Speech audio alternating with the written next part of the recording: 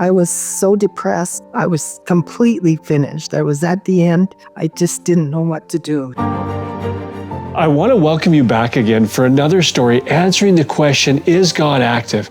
Today, I am here with Cheryl LaSargent, and I'm at a special lifestyle center called Silver Hills, and Cheryl has a story that you really need to hear today.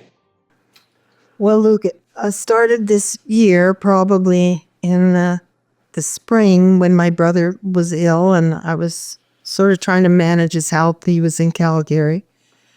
And I have some medical issues, and I was getting a little depressed, a little bit run down. I was just plain sad, but I didn't want to let anybody know. And so I had the face when I was out in public and at church and whatnot.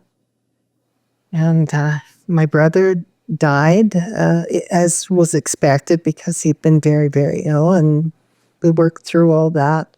And in October, I went to see my endocrinologist in Calgary, who I have dealt with for a number of years and really respect him. I had a list of complaints. You know, he's a doctor. He's supposed to fix things. I told him, I wasn't sleeping. I was eating improperly. I wasn't moving. I couldn't hardly walk. I was depressed. And he said, well, all your tests are coming back perfect. You're healthy as a horse from the medical perspective. So you just go on and continue on, and I'm sure things will turn around. And it broke my spirit, really. But I just thought, okay, I got to do something. But when I got back home, I was completely finished. I was at the end. I just didn't know what to do. There was no one that I could turn to, I felt. I was so depressed. I never left my house. I went to the grocery store and came home with the basics. It was just awful.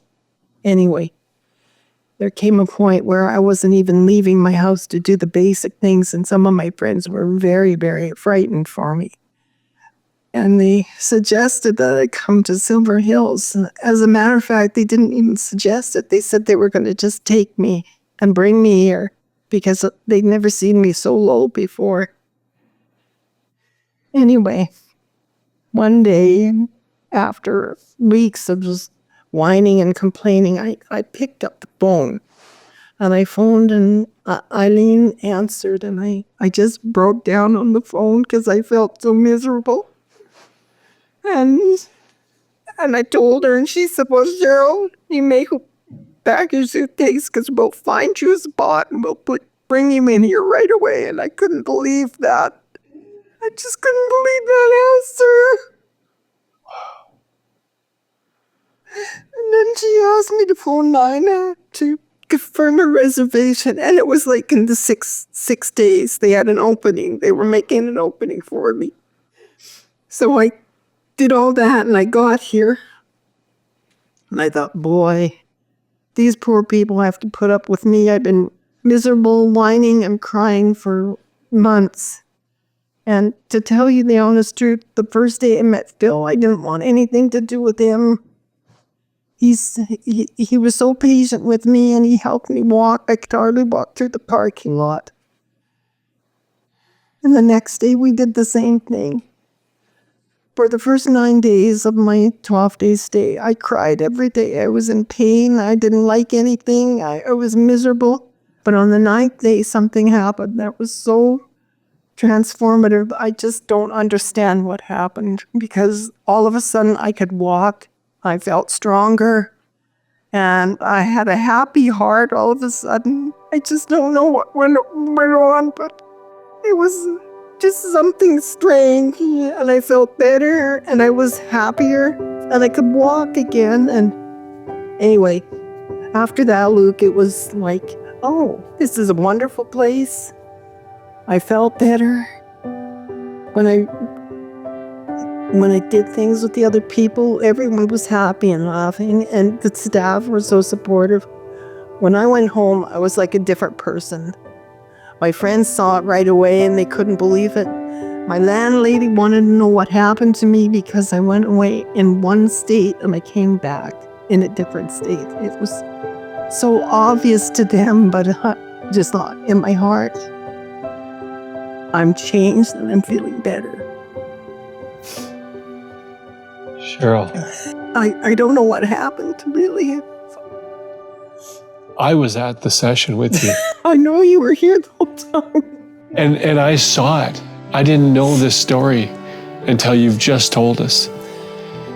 There's a text in the Bible, and Cheryl actually has given us this text that she wanted to share. And it comes out of Revelation chapter 3, verse 20. And this is what it says. It says, "Look, I stand at the door and knock. If you hear my voice and open the door, I will come in and we'll share a meal together as friends." And Cheryl told us, she said, there's been a knock at her door over and over and over.